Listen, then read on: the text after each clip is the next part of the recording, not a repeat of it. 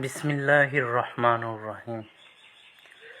আবু হুরাইরা রাদিয়াল্লাহু তাআলা আনহু হতে বর্ণিত, একদা আল্লাহর রাসূল সাল্লাল্লাহু আলাইহি ওয়াসাল্লামকে প্রশ্ন করা হলো, হে আল্লাহর রাসূল, কিয়ামতের দিন আপনার সুপারিশ লাভের ব্যাপারে কে সবচেয়ে অধিক সৌভাগ্যবান হবে?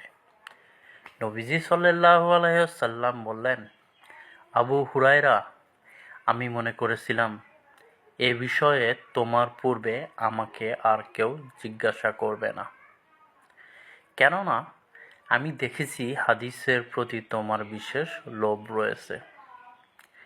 কিয়ামতের দিন আমার শাফায়াত লাভে সবচেয়ে সৌভাগ্যবান হবে সেই ব্যক্তি যে একনিষ্ঠ চিত্তে লা ইলাহা ইল্লাল্লাহু বা আল্লাহ ব্যতীত প্রকৃত কোনো ইলাহ নেই বলে।